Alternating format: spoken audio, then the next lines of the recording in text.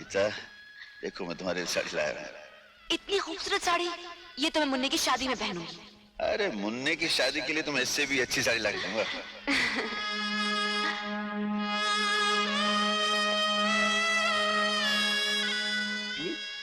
पापा, कॉमिक में लिखा है कि काजल लगाने से आंखों की रोशनी बढ़ती है। कॉमिक की सारा दिन पढ़ता रहेगा, स्कूल जाने की तैयारी भी करेगा। चल भाग, यस भाग, चल।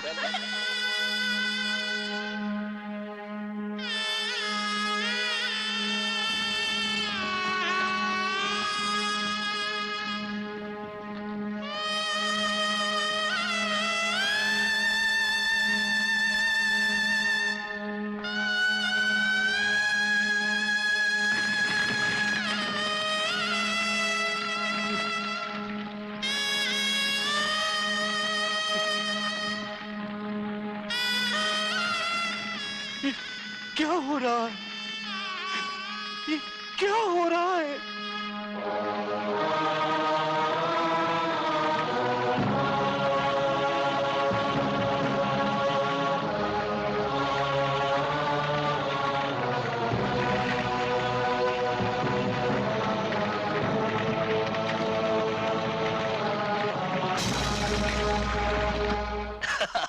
अरे ये तो कुछ नहीं है। उसके बाद हम लोग सुबह से लेकर शाम क्या बात है भैया, आप अकेले आए? आज तो मुन्ना का बर्थडे है ना? ना हाथ में केक, ना साथ में मुन्ना और भाभी।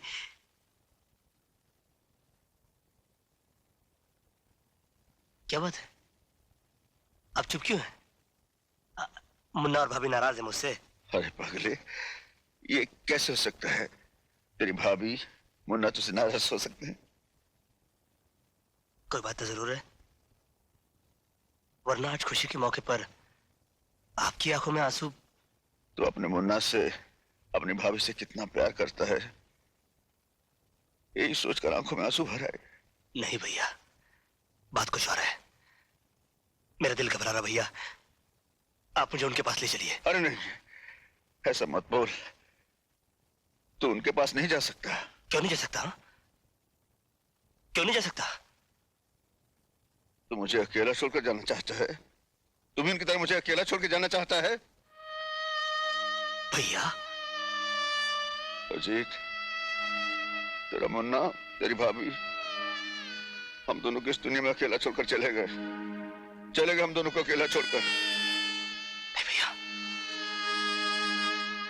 ऐसा नहीं हो सकता, ऐसा नहीं हो सकता। अरे पगले, उन दोनों की चिताएं जलाकर मैं तेरे सामने जिंदा खड़ा हूं। हाँ? भैया मैं यहाँ नहीं रहूंगा, मैं यहाँ नहीं रहूंगा। पागल हो गया है? अभी तेरा जख्म कच्चा है, टांगे टूट गए तो कुछ भी हो सकता है। अरे भैया, जब जिंदगी के ही टांगे टूट गए तो ये टांगे संभाल के क्या करूंगा मैं? अजीत, अजीत,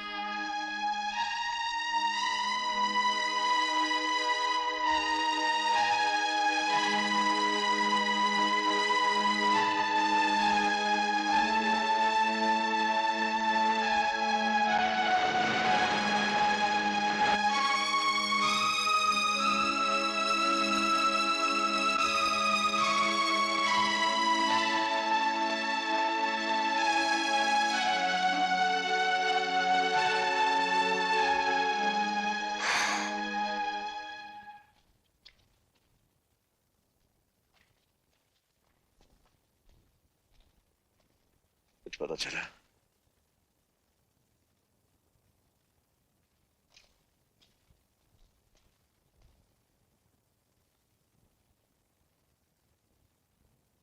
भैया, क्या ये आपका हाल भाभी नहीं देखती होगी? क्या मुन्ना की आत्मा नहीं तड़पती होगी कि उसका बाबा 3 दिन से भूखा है?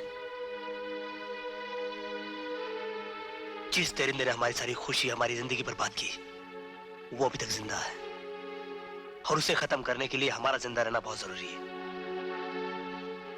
खाना खा लो भैया।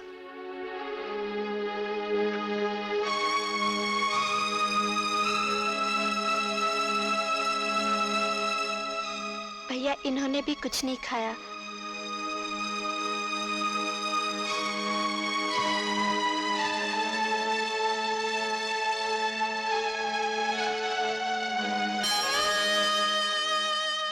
भगवान, मेरे भाई की हालत हो गई। मैंने उफ तक नहीं की। प्रभु, तेरे सामने अपने इन हाथों से अपनी पत्नी, अपने दिल के टुकड़े की चिता को आग दी। मेरी जिंदगी भी चाहिए तो मार डाल मुझे, बस थोड़ी सी मोहलत और दे दे भगवान। मैं बदले की आग में चल रहा हूं। प्रभु, एक बार उस राक्षस का सामना करवा दे और मुझे इतनी शक्ति दे मालिक कि मैं उसका नाम निशान मिटा दूं, उसे खत्म कर दो। भगवान मुझे शक्ति दे, मुझे शक्ति दे भगवान, मुझे शक्ति दे। जब मेरे आदमियों को नहीं मालूम तो अर्जुन सिंह को कैसे पता चलेगा कि मैं कौन हूं? You are right boss. खैर, वो लड़की जो हमारे हाथों से बच गई थी, वो हमारे बिस्तर की जीनत कब बनेगी? बॉस, वो लड़की अर्जुन सिंह के कब्जे में है और उसी के घर में रहती है। इसका मतलब ये हुआ कि हमारे आदमी अर्जुन सिंह और पुलिस से डर गए। मुझे वो लड़की 24 घंटे के अंदर चाहिए। लड़की आपको मिल जाएगी सर।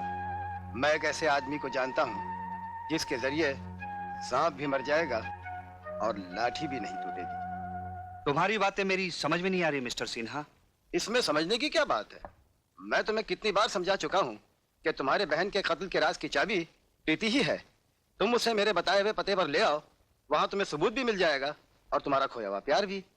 लेकिन इसमें तुम्हारी कोई चाल तो नहीं? इसमें चाल की क्या बात है? तुम भी तो प्रीति के साथ वहां रहोगे। क्या तुम्हें अपनी ताकत पर भरोसा नहीं? ठीक है मिस्टर सिन्हा, मैं तुम्हारे बताए हुए उस जगह पर प्रीति को किसी कीमत पर भी लेकर पहुंच जाऊंगा। लेकिन एक बात याद रखना, अगर वहां पहुंचने के बाद तुमने मेरी बहन के कत्ल का सबूत नहीं दिया या तुम्हारे इरादे गलत निकले तो मैं तुम्हें ऐसी बेदर्दी से मारूंगा कि तुम्हारे घर वाले तुम्हारी लाश पहचानने से भी इनकार कर देंगे। ये हुई नंबर 2 वाली बात। ये लो अंगूठी। रीछा नाम का एक शख्स तुम्हारे साथ रहेगा जो इस अंगूठी का गुलाम है। ताकत तो उसमें हाथी की है, लेकिन अक्ल चींटी से भी कम। लेकिन रीछा की मदद की जरूरत मुझे क्यों पड़ेगी? You never know. I am sorry Hemant, Arjun Singh से पूछे बगैर मैं इस घर से एक कदम भी बाहर नहीं रख सकती। इसका मतलब है तुम भी नहीं चाहती कि मेरे बहन के कत्ल का राज मुझे मिल जाए? ये बात नहीं है हेमंत, तुमको खामखा ये गलत फहमी हो गई है कि अजीत तुम्हारी बहन का कातिल है। कुछ भी हो प्रीति, तुम्हें मेरे साथ चलना चाहिए। मैंने कह दिया ना, अर्जुन सिंह से पूछे बगैर मैं इस घर से बाहर नहीं जा सकती।